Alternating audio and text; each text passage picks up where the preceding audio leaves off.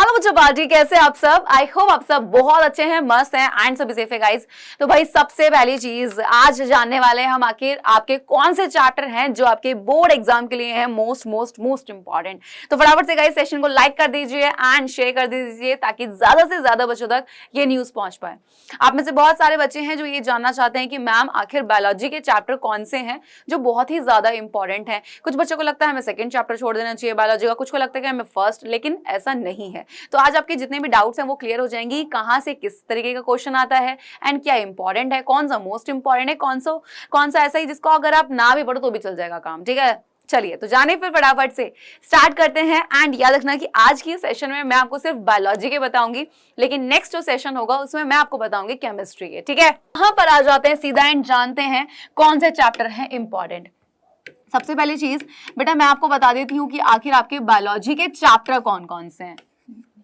ठीक है, देखो सबसे पहला बेटा यहाँ पे आपका चैप्टर जो आता है वो आता है मेरे बच्चे जैव प्रक्रम वाला चैप्टर। देन उसके बाद आपका चैप्टर आ जाता है नियंत्रण एवं समन्वय।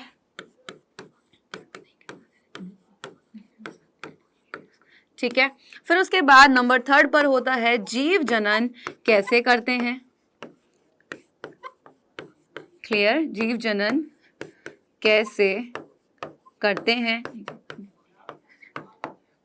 नेक्स्ट आ जाता है आपका आनुवांशिकता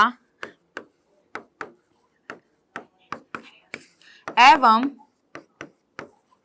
जैव विकास। ठीक, एंड 2 चैप्टर हैं आपका, देखो एक है हमारा पर्यावरण।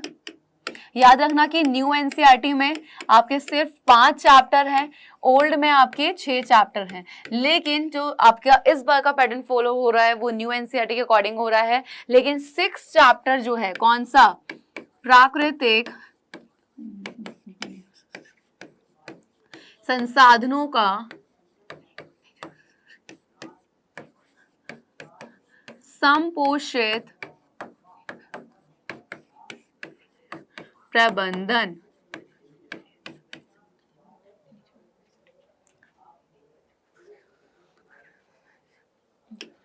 इस चैप्टर पे सब बच्चे लिख लेंगे कि ये आपका बिहार बोर्ड में आ रहा है। ठीक, अब यहाँ पे देखो सबसे पहले चीज जरूरी हो जाता है कि मैम कौन से चैप्टर इंपॉर्टेंट है। तो बेटा ये जो आप स्टार्टिंग के 4 चैप्टर देख रहे हो ये आपके मोस्ट इंपॉर्टेंट हैं। ठीक है, यहाँ से हर साल आप सोचेंगे मैम फिर हमारा बचा क्या, तो याद आपको बता देती हूँ, ये जो हमारा पर्यावरण वाला चैप्टर यहाँ से सिर्फ शॉर्ट आता है, वो भी एक कभी कभी मिल गया, और इससे आता है ऑब्जेक्टिव बस। ठीक है, यहां से एक लॉन्ग क्वेश्चन कभी कभार मिल जाता है, उसके अलावा यहां से भी ऑब्जेक्टिव आता है बस। ठीक, अब यहाँ पे ये चैप्टर तो बहुत छोटे से हैं, लेकिन अगर मैं बात करूं जैव प्रक्रम की, ये है most important and number 1 chapter.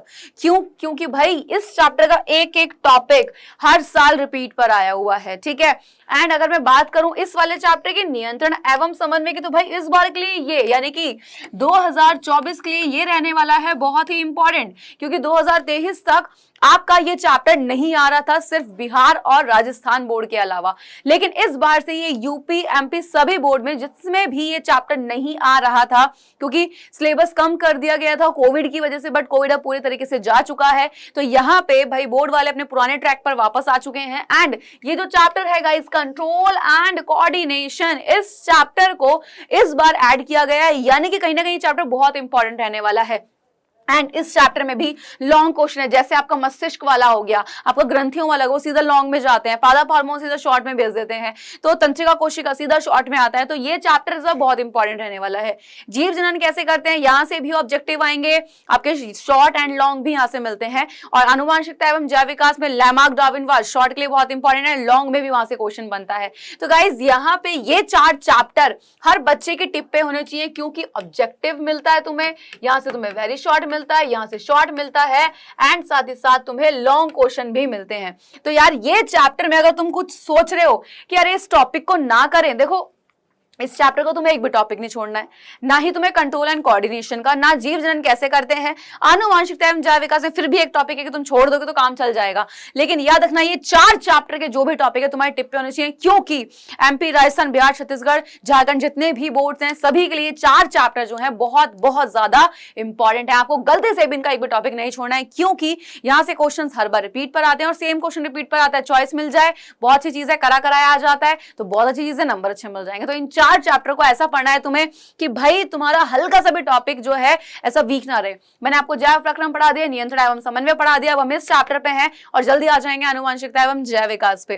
ठीक है, तो ये 4 चैप्टर को बहुत अच्छे तरीके से पढ़ना है। एंड गाइस जो 4 चैप्टर आप पढ़ोगे बहुत इंपॉर्टेंट के नोट्स बनाने हैं, एंड ये तो आपके 2-2 लेक्चर में खत्म हो जाएंगे यार, और क्वेश्चन प्रैक्टिस भी मैं आपको करवाऊंगी। ठीक है, तो 4 चैप्टर का बहुत अच्छे से ध्यान रखना है, लेक्चर को मिस नहीं करना है, क्लासेस को देखना है। अगर कोई लेक्चर मिस हो गया तो यूट्यूब पे जाओ, ऐप पे जाओ, लेक्चर्स अवेलेबल है, फटाफट से जाके देखो एंड अपना जो बैकलॉग है उसको कवर कर लो। और अगर बैकलॉग नहीं है बहुत अच्छी बात है, तो रिवीजन करते चलो साथ साथ, ताकि बोर्ड एग्जाम में दिक्कत ना आए। ठीक है।